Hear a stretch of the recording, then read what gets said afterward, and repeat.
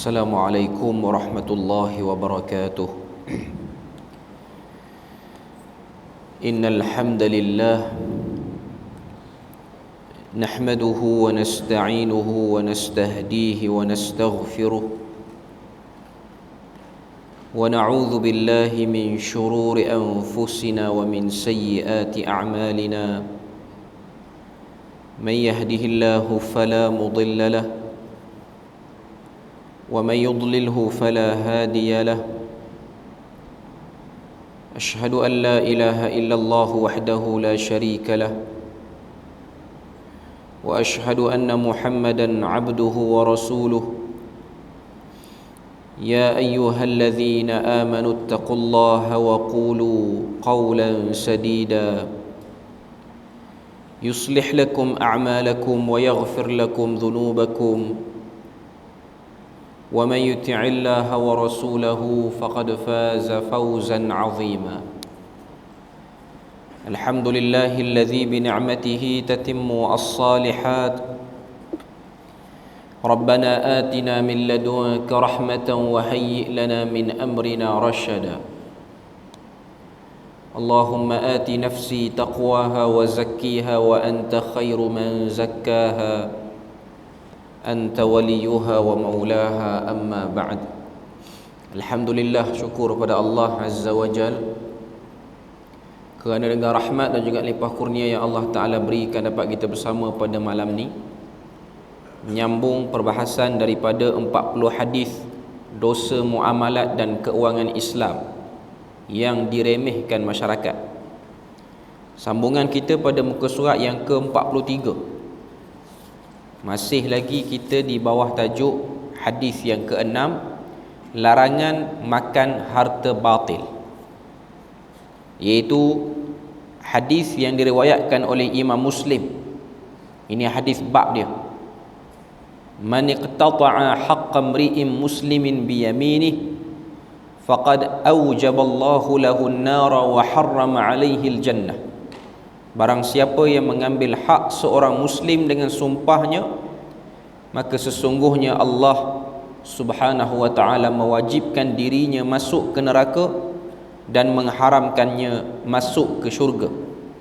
Itu hadis ancaman tentang golongan yang ambil harta orang dengan menggunakan kemahiran berbicara. Salah satunya ialah sumpah. Jadi dia dah sebut sikit dalam muka surat 42 tu apakah yang dimaksudkan dengan memakan harta batil yang disebut oleh Al-Imam Az-Zahabi, yang dah kita sentuh pada muka surat 42 tu. Imam Az-Zahabi sebut semua benda tu dalam kitab beliau yang terkenal, iaitu Al-Kabair, himpunan dosa-dosa besar. Sekarang kita nak tengok dalam konteks moden. Ini pada muka surat 43 sambungan pada malam ni. Dia sebut firman Allah Subhanahu wa ta'ala daripada suratul Nisa ayat yang ke-29. Ya ayyuhallazina amanu la ta'kulu amwalakum bainakum bil batili illa an takuna tijaratan an taradin minkum wa la taqtulu anfusakum innallaha kana bikum rahima. Maksud dia, wahai orang beriman, jangan kamu makan atau gunakan harta-harta kamu sesama kamu dengan jalan yang batil, kecuali dengan jalan perniagaan yang dilakukan secara suka sama suka. Taradim minkum tu maksudnya ialah redha antara satu sama lain. Sebab tu dalam jual beli ni ataupun urus niaga ni, antara tanda sahnya satu-satu transaksi itu ialah adanya at-taradi, iaitu keredaan antara penjual dan pembeli. Jadi dalam ayat tersebut an taradim minkum wala taqtulu anfusakum, dan janganlah kamu berbunuh-bunuhan sesama sendiri. Kenapa tiba-tiba sebut bunuh? Kerana dalam transaksi yang tak jelas, urus niaga yang berat sebelah, boleh menimbulkan perasaan tidak baik dalam hati, kebencian, kemarahan, sakit hati, sehingga pergi kepada pembunuhan. Dia sama dengan hutang Bila mana satu orang tu dia berhutang, terlampau banyak berhutang, dia akan pergi kepada keadaan banyak menipu. Sebab tu dalam doa yang Nabi ajar kepada kita, kita baca sebelum daripada beri salam, salah satunya ialah Allahumma inni a'udzubika minal ma'thami wal maghrab. Ya Allah, aku minta lindung kepadamu daripada keadaan berdosa dan keadaan yang terbeban dengan hutang. Diikat sekali dosa dengan hutang. Apa maksud dosa dengan hutang? Ialah terlalu banyak akal untuk mencipta alasan untuk mengelak daripada bayar hutang. Yang tu kita akan tengok pada hadis yang selepas daripada ni. Hadis yang ke-8, kita akan sentuh juga tentang meremehkan membayar hutang. Kemudian kita tengok dalam ayat tu Tuhan sebut innallaha kana bikum rahima. Allah Ta'ala sangat-sangat mengasihani kamu. Maknanya benda ni diwujudkan, hukum muamalat ini diadakan ialah untuk menjaga hubungan sesama manusia. Muka surat 43 bawah daripada terjemahan ayat tu, Imam At-Tabari berkata, janganlah kamu makan harta-harta sesama kamu apa yang diharamkan Allah Subhanahu wa taala ke atasnya, seperti riba, judi dan selainnya yang diharamkan Allah Azza wa Jalla. Ini dalam tafsir At-Tabari. Maklumlah bila mana sebut la ta'kulu amwalakum bainakum bil batil, situ ianya bermaksud riba, judi dan apa saja transaksi yang memang kita maklum pengharamannya. Tapi semakin moden zaman, maka semakin berseni jugalah satu-satu dosa muamalat itu cuba untuk ditutup. Contoh riba. Penjenamaan lain bagi riba cukup banyak. Tujuan penjenamaan itu ialah untuk menampakkan ianya bukan daripada dosa yang besar ataupun bukan benda salah. Sama jugalah dengan rasuah, pun ditukar nama dengan bermacam-macam nama kerana untuk melunakkan benda tu, bagi nampak benda tu macam elok dan taklah terjebak pada benda yang terlalu salah, sedangkan ia benda yang sama sahaja. Jadi dalam tafsir At-Tabari dia sebut umum macam tu. Itu mengikut pada zaman Imam At-Tabari. Adapun zaman kita dia lebih licik lagi. Dr. Muhammad Sulaiman Al-Ashqar pula menambah, segala harta yang tidak halal manfaatnya, segala harta yang tidak halal dimanfaatkan dengannya, sama ada wujudnya nas yang sahih dan jelas mengharamkan atau larangan memakannya, atau dikenakan hukuman jika memakannya, maka maksud harta batil sama dengan harta yang haram. Apa-apa saja transaksi, apa-apa saja perbuatan yang disusuli dengan ancaman yang sangat berat di dunia ataupun di akhirat, maka ia termasuk daripada memakan harta batil ataupun memakan harta yang haram. Muka surat 44. Yang ni baru nak nampak dari segi benda moden zaman kita ni. Menurut Suruhanjaya Security Malaysia, sesebuah pelaburan atau syarikat diklasifikasikan sebagai security yang tidak patuh syariah sekiranya syarikat atau pelaburan itu menjalankan aktiviti yang tidak selaras dengan syariah seperti berikut. Dia ada senaraikan tu. Okay. Pertama, perkhidmatan keuangan yang berteraskan riba. Ni pun masih lagi umum. Tapi kalau kita tengok zaman kita ni, antara cabaran baru ialah banyaknya sistem transaksi dilakukan dengan sistem duit digital ataupun e-payment. Laluan ini ataupun medan ini makin hari makin ramai orang guna, sampai kepada satu tahap kita pun tengok benda-benda yang berlaku ni daripada transaksi-transaksi moden ni, dia macam satu projek untuk mengurangkan berlakunya transaksi wang fizikal ni. Duit cash ni nak makin kurang lah. Bahkan ada setengah-setengah negara yang memang ban. Bukan ban lah, maknanya dia punya orang kata apa, persekitaran jual beli tu hatta pada benda-benda ringkas pun sudah banyak guna kaedah e-payment ni. Kalau tengok setengah-setengah negara, makanan-makanan yang jual tepi jalan, street food pun penjual dia orang dah pakai kaedah cashless lah ni. Tak ada guna cash. Tempat kita ni mungkin taklah menyeluruh sampai ke peniaga-peniaga kecil ni. Tapi setengah-setengah negara dia dah pergi. Bila mana duit ni dia makin, orang kata apa, dia makin tak nampak di mata, maka makin banyaklah kesamaran-kesamaran yang terbuka. Jadi sebab itulah kalau kita tengok isu-isu muamalat pun kena lebih realistik lagi. Yang kedua, perjudian dan pertaruhan. Yang ni kita dah sebut sebelum ni, antara benda yang mengelirukan ialah forex tu. Itu juga antara bentuk benda yang ada unsur perjudian dan pertaruhan ni, sebab dia ada bid. Bila mana kita nak jual balik duit tu mengikut kepada pasaran-pasaran yang dah kita agak tu lah. Tak kira lah dia guna nama apa pun sekarang, dia tak guna nama forex, dia guna nama okta, efek ke apa, ini semua duduk dalam jenis yang sama saja. Terutamanya kalau kita tengok antara medium yang sangat banyak digunakan untuk promosi benda-benda macam ni ialah iklan-iklan ataupun ads yang ada di media sosial. Kita tengok video dalam Facebook, kita tengok video dalam YouTube tu, tengah-tengah tengok tiba-tiba lalu iklan. Iklan-iklan yang berbentuk money trading ni kebanyakannya ialah iklan-iklan yang bersifat produk macam forex tu. Walaupun ianya dipromosikan oleh pelakon-pelakon ataupun influencer-influencer di Malaysia kita ni. Jangan tertipu yang tu. Terutamanya yang muda-muda lah, sebab dia tahu sasaran ini ialah kepada golongan muda. Bila mana datang saja iklan-iklan tu, lalu keluarlah muka pelakon-pelakon tempatan kita ni, dia macam promote dia punya trading tu. Tapi investment dan trading tu termasuk dalam perjudian yang kita tak tahu.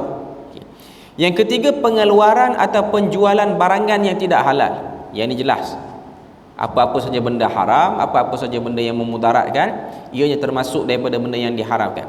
Yang keempat ialah insurans konvensional. Yang ni pun dah kita bahas. Di Malaysia ni dia ada akta yang berbeza, dan dia ada pengecualian ataupun pembezaan penggunaan terma. Apa yang dimaksudkan dengan insurans, apa yang dimaksudkan dengan takaful. Mudah ceritanya, takaful itu ialah syar'i dan insurans itu ialah benda yang tak jelas, konvensional lah. Kita tak tahu dia invest macam mana, pelaburan, dan macam mana dia jual polisi-polisi yang dia tawarkan tu. Yang kelima, aktiviti hiburan yang tidak selaras dengan syariah. Perjudian online ataupun apa-apa saja pertaruhan-pertaruhan yang nampak macam permainan, tapi hakikatnya ianya bermaksud menggalakkan perjudian. Dia berbentuk entertainment, dia berbentuk orang kata apa, hiburan, tapi sebenarnya ianya berbaur ataupun berunsur kepada perjudian ataupun perniagaan yang tak jelas. Seterusnya, yang keenam, pengeluaran atau penjualan barangan yang berasaskan tembakau atau barangan yang berkaitan. Yang ni maaf sebut sebab dia dah sebut tembakau situ. Ini ialah bermaksud jual beli rokok. Dan memang kalau kita sebut benda ni sensitif lah. Hakikatnya kalau kita tengok antara penyumbang besar juga kepada US dan juga apa yang berlaku di Palestin dan Israel sekarang ialah daripada production of tobacco ni, pengeluaran tembakau ni. Bermula daripada rokok, pergilah kepada cerut ke apa sajalah, apa-apa saja produk ni, ini semua termasuk daripada trading yang terbesar juga di dunia. Sebab tu kita kalau kita nak boykot, biarlah konsisten, boykot semua. Jangan boykot McDonald je, rokok pun beli. Jangan boykot KFC je, yang lain tak boykot. Macam orang kita kan, dia Grab tak nak guna sebab tahu dia punya owner dia menunjukkan solidariti dengan Palestin. Sekarang ni kita tengok antara negara di belah blok timur ni, belah timur kita ni lah, yang agak jelas menunjukkan kebersamaan dengan Palestin ialah Korea Selatan. Orang kita suka pergi melancong ke sana. Melancong tu bagi saya tak ada lah benda yang besar sangat pun, dah dia ada duit. Orang-orang muda yang mengagung-agungkan idola Korea apa semua ni, ingatlah dia orang tak pernah peduli pun kepada orang Islam. Saya nak sebut yang tu. Bahkan dia orang mengidamkan kita menjadi kafir pun. Dah ada orang buat pendedahan. Ni semua aktor-aktor Korea ni, pelakon-pelakon Korea ni, mereka bertindak sebagai missionary kepada Kristian hakikatnya. Yang sebahagian orang-orang muda kita tergila-gila menunggu-nunggu konsertnya ada di Malaysia. Ini semua projek untuk menggadai akidah orang Islam. Dalam masa yang sama, projek untuk normalisasi keganasan terhadap orang Islam. Tuan-tuan tengok apa yang dilakukan oleh sebahagian besar daripada rakyat-rakyat Korea. Tak semua, tapi sebahagian besar. Mereka tak bersama dengan Palestin. Mereka mengangkat banner, mengangkat spanduk, menyokong apa yang dilakukan oleh Israel.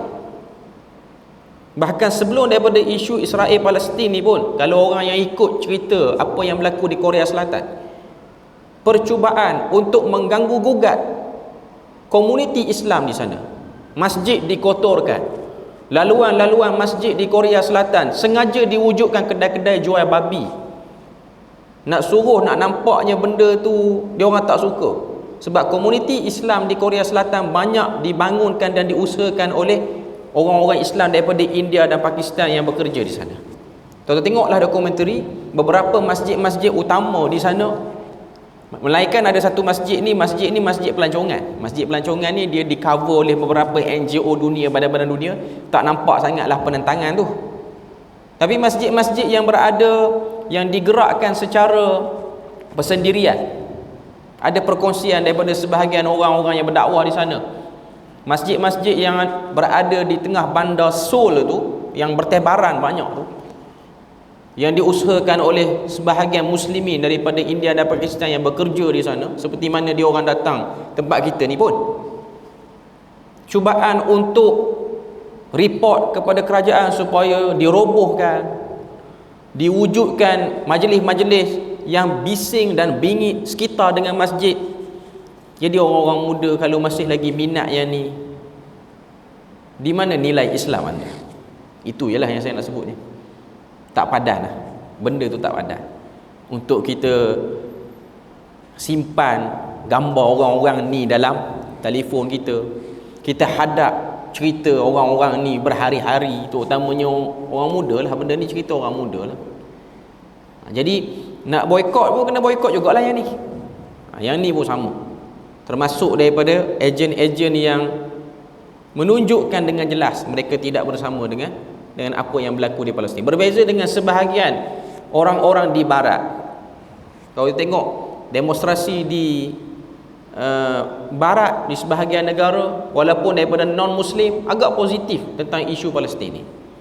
Tapi berbeza dengan Blok Timur yang nampak terlalu tegang dan cuba menunjukkan mereka tak minat pun dengan apa yang berlaku dan tak ada rasa simpati pun terhadap orang Islam, bahkan mengiktiraf perampas kepada tanah Palestin itu sebagai pihak yang tertindas, iaitu Israel.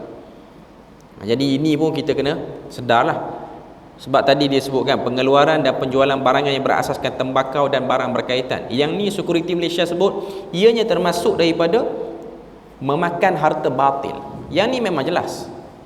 Cuma mungkinlah ada beberapa tangan-tangan yang cuba untuk menutupkan kegiatan ini sehingga kita tak nampak orang angkat sangat benda ni. Orang lebih angkat pada benda lain. Okey. Seterusnya, pembrokeran atau jual beli security yang tidak patuh syariah. Ini pun termasuk daripada memakan harta batil, iaitu konsep monopoli, konsep ihtikar, cuba simpan ataupun cuba jadikan kepemilikan khusus. Tujuannya ialah untuk bagi kepada pihak-pihak yang dia nak saja, kroni-kroni dia saja. Ini juga antara bentuk memakan harta yang batil. Yang seterusnya, aktiviti lain yang didapati tidak selaras dengan syariah. Itu secara umum dia sebut. Maknanya apa-apa saja aktiviti-aktiviti jual beli yang tak jelas, maka ianya perlu diberhentikan. Tapi sukarlah. Zaman sekarang ni sukar. Contoh, bila mana kita nak wujudkan kempen berwakaf kepada kebanyakan orang Islam, tak kira lah wakaf apa, wakaf masjid ke, wakaf universiti ke, wakaf apa-apa saja. Antara cabaran dia sekarang bila mana kita nak wujudkan channel infak tu, maksudnya kaedah pembayaran untuk orang infak ataupun orang wakaf ni, dia ada satu sistem yang memegang. Sistem ni dia akan pegang semua channel bayaran bank mana-mana pun. FPX nama dia, ada macam-macam nama lah. Cuma sekarang yang paling okey ialah QR code ataupun duit now tu, itu yang paling kurang berlakunya gharar. Saya baru dapat taklimat lah bila mana sebab di Kuwait ni saya jaga wakaf Jamalul Lai ni, bila mana kita cuba nak generate satu sistem untuk orang mudah beri wakaf ni. Sebab jenis bagi nombor akaun masuk ni, kadang-kadang orang kita ni dia malas. Sebab zaman kita ni orang semua nak instant, segera belaka. Maknanya dia nak scan terus pergi ke laman yang mudah, pilih bank yang dia ada duit tu lah, dia nak sumbang terus masuk. Penggunaan sistem ni ada satu pihak yang pegang. Pihak tu dia akan bagi cas. Cas tu kadang-kadang sampai RM6, berapa persen, banyak persen juga lah. Cuma nak katanya niat pewakaf tu nak bagi semua tak akan tercapai lah bila mana ada yang macam ni. Akan ada juga duit yang kena mengalir ke sana. Cuma nak sebutnya zaman kita ni lagi susah lah. Sebab kalau kita tengok intelijen di bank ni, intelijen ni maksudnya pihak yang sentiasa buat analisis skamer-skamer, penipuan-penipuan dalam bentuk online ni sangat-sangat licik dan sangat-sangat orang kata apa, halus cara dia menipu. Tambah sekarang antara isu yang biasa diambil peluang oleh skamer ni ialah isu orang nak derma ke Palestin ni. Jadi diwujudkan QR code yang mengelirukan. Antara kes yang dia orang pernah sebutlah bila mana saya dapat taklimat tu, dia kata masjid-masjid yang memperkenalkan QR code letak satu banting dekat depan pintu ataupun dekat tabung masjid tu, selain daripada orang letak duit, dia pun letak QR code lah. QR code tu untuk orang scan. Ada pihak yang tak tanggungjawab, dia cabut ataupun dia tampal QR code dia situ. Sebab orang kita ni waktu scan, dia kalut, dia scan, dia tak tengok dah tu nama akaun masjid ke nama akaun siapa, dia scan. Banyak kes, mungkin di negeri-negeri lain lah, dekat tabung masjid tu bila mana QR code, sebab orang sekarang tak bawa duit, orang lebih kepada cashless ni. QR code masuk amount, masuklah duit ke akaun kawan tu. Dekat dengan setahun baru pengurusan masjid perasan itu bukan QR code kita, QR code orang lain. Dia buang, dia tampal yang dia, tapi sama warna, sama betul. Dia letak nama dekat yang dia print tu nama masjid lah. Tapi kalau orang masuk dan orang teliti, sebab dalam klausa tu ataupun dalam kita nak accept tu, kita tak sempat baca pun apa yang siapa punya, sebab benda tu banyak. Kita lebih pada accept. Akhirnya masuk ke kawan tu. Ratusan ribu penipuan ini berlaku, ratusan ribu. Cuma nak katanya makin moden zaman, makin licik lah juga cara nak menipunya. Ini semua termasuk daripada bab makan harta batil. Jadi kalau tuan-tuan masjid ni ada QR code macam tu, kena hati-hati. Kena selalu bendahari itu cek betul ke tu QR code kita. Sebab dulu orang jolok tabung, sekarang orang tukar QR code pula. Itu cara dia. Dia buat banting sama apa semua, dia tempah kat kedai berapa sangat modal. Dia pun letak dekat masjid, dia buang banting kita tu. Dia memang dah ambil gambar, dia bawa pergi kat kedai print sama macam ni, cuma QR code yang lain. Dia datang malam-malam, dia buang banting tu, dia letak banting dia. Cuma nama sama apa semua, orang pun datang orang QR code. Kita pun seronok tengok banyak orang menyumbang masjid. Duit tak masuk pun, duit masuk orang lain. Ini juga antara kelicikan dalam mengambil harta orang secara batil. Ini pun benda yang kita kena hati-hati. Sepatutnya dunia tak perlu sampai tahap tu pun. Cuma manusia ni semakin moden zaman, semakin desperate hidup, semakin tertekan hidup. Manusia ni dia banyak akal juga untuk curi yang orang ataupun ambil hak orang. Jadi benda-benda ni terpaksalah kita ambil tahu juga. Tambah pula kalau kita tengok dalam study case yang dibuat oleh pihak bank ni, biasanya orang Melayu kita ni bila mana sudah tertipu, orang Melayu kita ni ada sikap cepat redha dengan penipuan itu. dah kena tipu, nak buat macam mana? Ketentuan Tuhan. Redha tu memang kita kena redha, tapi nak buat aduan, nak report, kita tak buat. Kira pakai lepas macam tu. Jadi orang yang dah biasa buat jenayah ni, mereka seselesa dengan psikologi orang Malaysia yang okey dengan pihak seperti ini. Beza dengan setengah bangsa, dia orang kena tipu ni, dia orang cepat nak kena orang kata apa, nak kena ambil tindakan. Cuma sekarang ni kalau tengok antara entiti yang paling banyak diserang oleh skamer-skamer online ni, apa dia? Tabung haji. Jadi tuan-tuan yang beromo ni kena hati-hati sikit. Memang sasaran dia lah orang yang beromo, sebab orang beromo ni tak berapa tahu sangat bab-bab online ni.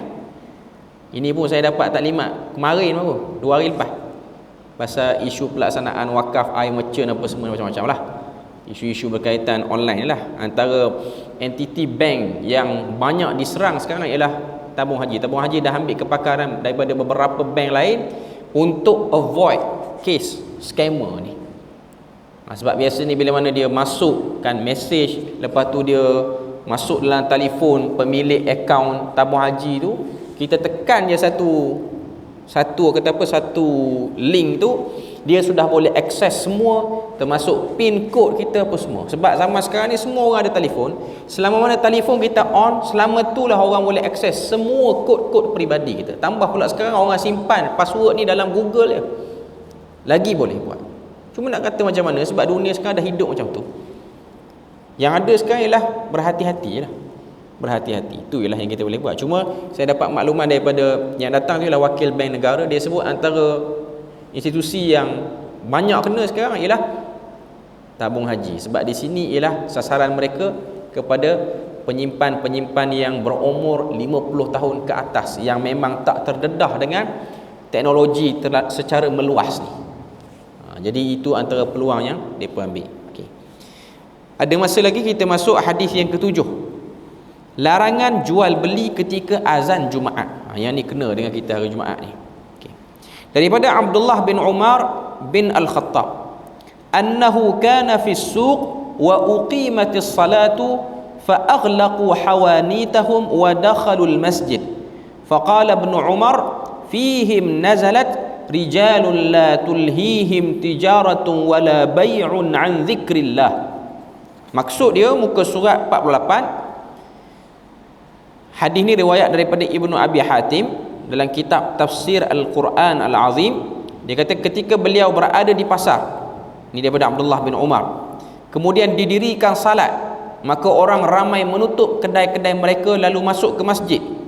Disebabkan inilah turunnya ayat surah An-Nur ayat yang ke-37 yang bermaksud lelaki-lelaki yang tidak dilalaikan perniagaan dan jual beli mereka daripada mengingati Allah.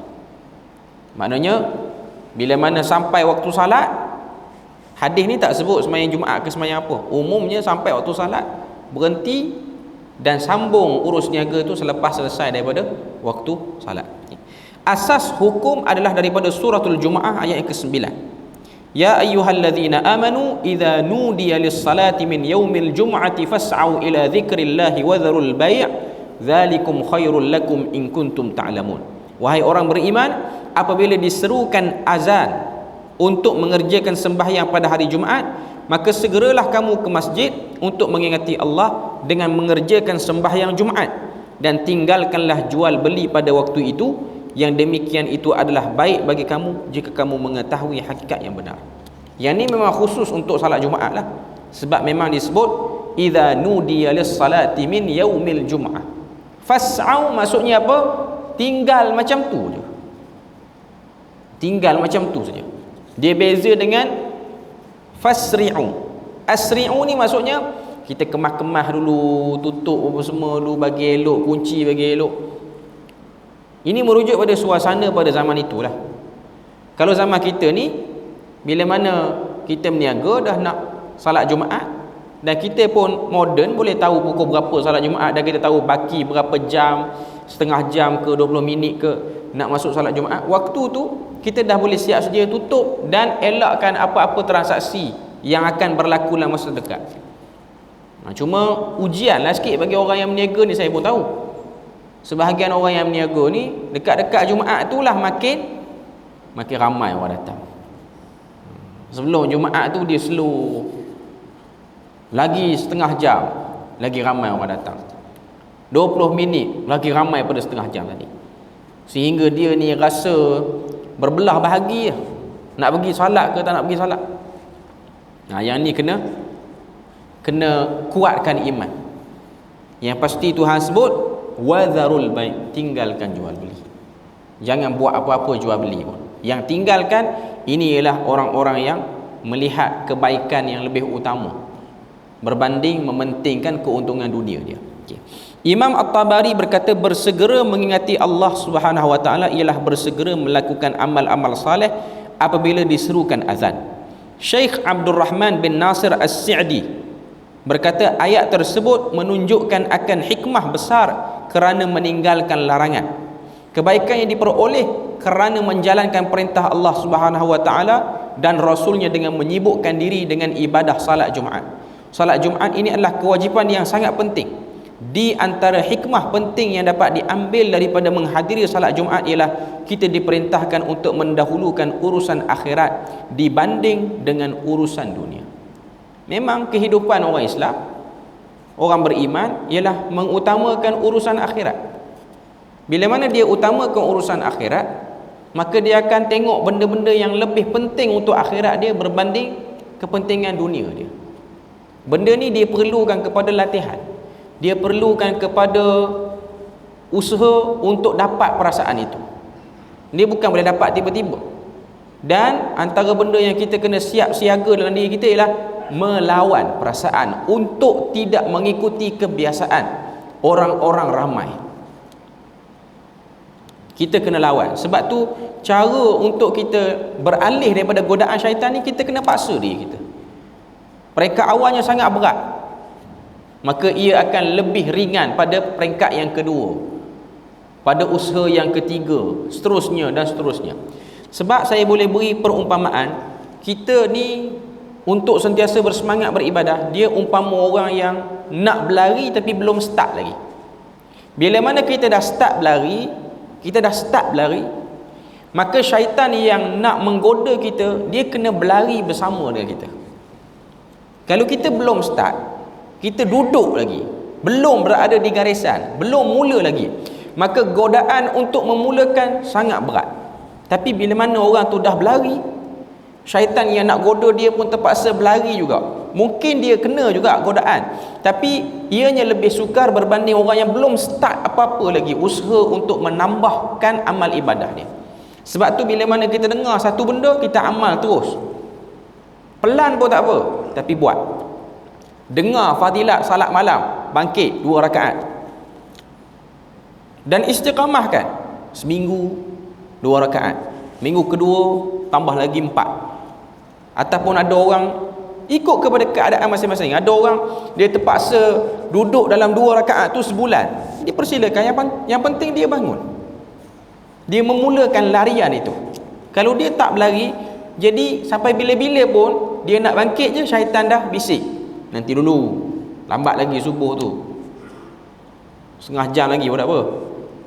Dia tak start. Lagi dia tak start, lagi itulah dia akan merasakan beratnya. Sama juga dalam isu ni, orang yang berniaga pun, lagi dia tak tutup, lagi itulah dia akan terperangkap dalam godaan syaitan.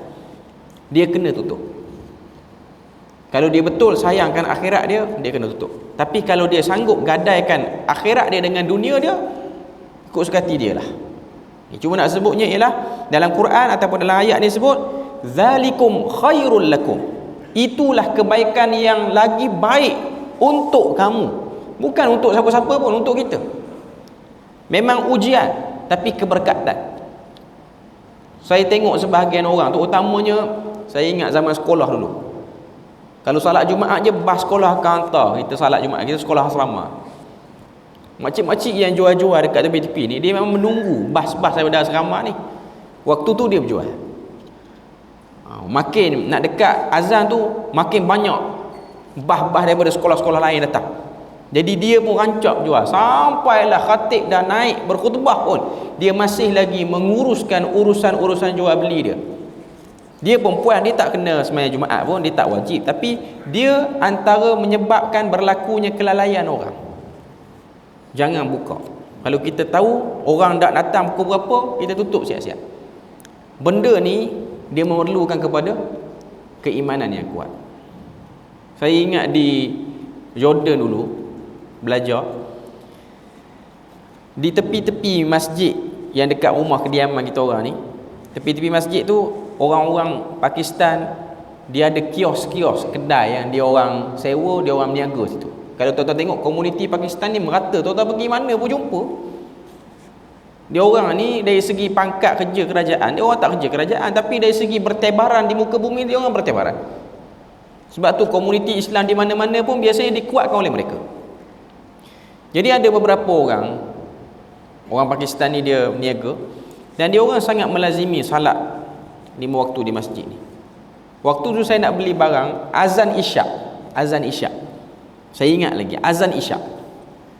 Pergi kat kedai tu nak beli barang kecil je, stoker ni apa semua, sebab waktu tu musim sejuk, kita nak ada stoker banyak. Kedai dia jual. Saya ambil, dan waktu tu dia tak tutup sempurna lagi, tapi azan dah berkumandang. Saya bagi duit dah kat dia, duit tu cukup, tak perlu bagi-baki. Dia kata tak, esok, beli esok, jangan beli sekarang. Saya kata dahsyat dia ni, dia tak terima transaksi. Dia kata kalau nak esok, padahal dia boleh ambil je kalau dia nak ambil, tapi dia tak. Dia kata tak, dah azan dah. Esok. Dia yakin dengan rezeki dia mesti akan dapat rezeki selama mana dia menjaga yang memberi rezeki itu, iaitu menjaga hak untuk sentiasa salat di awal waktu. Dan kalau tengok mereka semua, alhamdulillah, duduk di negara mana pun Allah Ta'ala beri kecukupan. Bahkan kalau tuan-tuan tengok sebahagian orang Pakistan hidup Malaysia kaya lebih daripada orang Melayu lagi pun, yang meniaga perabotnya, yang meniaga itu, yang meniaga ini. Saya tengok rahsianya di mana? Rahsianya ialah pada penjagaan salatnya. Itu benda yang tak dapat dinafikan. Dia orang duduk di mana-mana pun, dia orang bawa kebiasaan seorang Muslim. Mungkin pandangan dalam mazhab Hanafi yang mewajibkan orang lelaki salat berjemaah dan tidak sah salat tu kalau tak buat berjemaah, membentuk culture itu, membentuk budaya menjaga salat tu. Dan kita ni orang Melayu, mungkin kita terbiasa dengan pandangan mazhab Syafi'i yang mengatakan ianya sunat sahaja, dia tak berada pada kewajipan yang tertinggi. Jadi sebab itulah budaya bergegas nak pergi salat tu dia agak kurang. Dia rasa benda tu biasa, hatta pada hari Jumaat pun. Tambah-tambah pada negeri-negeri yang bekerja pada hari Jumaat, macam kita di Perlis pun, saya perhatilah pengamatan, agak kurang sikap bergegas tu. Lebih selesa untuk buat benda lain dulu. Sepatutnya kita tahu keutamaan hari Jumaat ni macam mana. Ianya benda yang besar. Okey, kemudian apa lagi disebut? Sesuatu di sisi Allah tentu lebih baik dan lebih kekal. Disebabkan itu, jika seseorang mendahulukan urusan dunia daripada urusan ibadahnya, tentu dia benar-benar rugi. Jika ada yang meneruskan jual beli ketika salat Jumaat, dia sangka dia meraih keuntungan, namun sebenarnya yang ada adalah kerugian yang nyata. Kita tengok sikit lagi 7.1. Siapa yang termasuk larangan? Pertama, lelaki yang diwajibkan salat Jumaat, sedangkan wanita, anak kecil dan orang sakit tidak termasuk dalam larangan jual beli tersebut. Demikian pendapat jumhur ulama. Hujahnya kerana perintah dalam ayat ini ditujukan pada orang yang wajib menghadiri Jumaat, orang lelaki. Yang kedua, orang yang melakukannya tahu akan larangan melakukan jual beli sesudah azan kedua Jumaat. Demikian pendapat ulama Syafi'i. Yang ni tak kira lelaki, tak kira perempuan, sebab boleh jadi yang tuan punya kedai itu ialah perempuan, jadi dia kena tutup walaupun dia tak wajib pergi. Yang ketiga, orang melakukan jual beli bukan bermaksud untuk menghilangkan mudarat, bahaya dan kepayahan sehingga dia terpaksa melakukan jual beli seperti dalam keadaan darurat harus membeli makanan atau selainnya. Yang ini pandangan fuqaha. Dia dah berapa hari dah tak makan, kalau dia tak makan dia mati, dia kena beli juga, dan kedai yang buka tu ngam-ngam ketika mana azan Jumaat. Jadi orang macam ni dia wajib beli, dan transaksi dia perlu dilayan sekiranya dia betul terdesak lah. Tapi benda ni sukar tempat kita ni, ianya bukan benda yang memang berlaku. Tambah pula kita sekarang bukanlah situasi perang pun. Okay. Yang keempat, jual beli yang dilakukan sesudah azan Jumaat ketika imam naik ke mimbar. Maknanya jual beli yang waktu khatib dah start khutbah, jual beli lepas daripada tu termasuk daripada jual beli yang diharamkan. Cuma sah tak sah tu ada khilaf di kalangan para ulama. Okey. Muka surat 50 7.2 waktu larangan sebenar. Mazhab Imam Abu Hanifah menyatakan haram melakukan jual beli pada azan pertama lagi. Adapun pendapat majoriti ulama seperti mazhab Maliki, mazhab Asy-Syafi'i dan mazhab Hambali adalah pada azan kedua ketika khatib duduk di atas mimbar. Ini mengikut pada pengamalan tempat tertentu lah. Macam kita di Perlis ni azan sekali, maknanya azan itulah yang menjadi penanda kepada termasuknya waktu larangan itu. Imam Ibn Katsir menjelaskan para ulama sepakat mengharamkan jual beli yang dilakukan sesudah dikumandangkan azan kedua. Azan kedua ni ialah azan petanda masuk dah waktu zuhur itu. Keputusan perundingan hukum syarak wilayah persekutuan kali ke-101 yang bersidang pada 26 April 2017 berkenaan dengan isu jual beli di perkarangan masjid ketika azan pada hari Jumaat, diputuskan bahawa diharamkan melakukan sebarang aktiviti jual beli ketika khatib sedang berkhutbah. Diperincikan lagi, kami sudah nyatakan dalam keputusan perundingan hukum syarak berkenaan dengan isu jual beli di perkarangan masjid ketika berlangsungnya azan pada hari Jumaat, kami tegaskan di sini bahawa apabila azan yang kedua maka tidak dibenarkan lagi jual beli kerana ia bercanggah dengan nas yang sahih. Dinasihatkan kepada penjual dan pembeli elakkan makan minum atau berjual beli di perkarangan masjid ketika azan yang kedua. Adapun azan pertama, sepatutnya kita sudah berada di masjid untuk menunaikan salat dan mendengar khutbah dengan tenang serta mendapatkan saf yang di hadapan. Anjuran untuk bersegera ke masjid. Cuma satu yang saya nak tambah sikit. Dah duduk dalam masjid pun masih lagi melakukan jual beli, iaitu jual beli online. Yang ni zaman kita ni kan dia macam-macam lah. Sementara dia nak tunggu azan tu ataupun dah azan, mungkin kerana pembacaan khatib tu tidak menarik bagi dia, dia tak rasa nak tidur, dia buka aplikasi Shopee, dia beli barang. Tu pun haram juga. Dia duduk dalam masjid dah. Sebab sekarang tak perlu beli barang pergi ke kedai, buka telefon beli barang tu pun tak boleh. Termasuk juga dalam larangan yang dimaksudkan tu. Kita beri lalu azan dulu.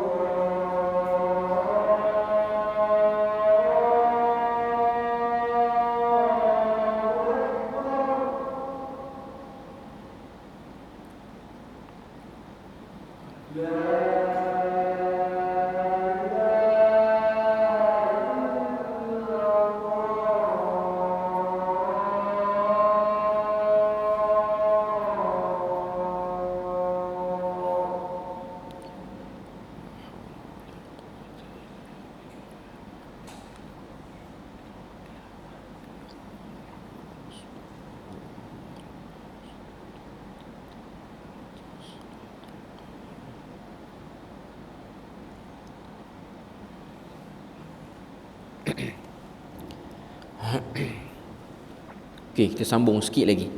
Jadi kita sebut tadi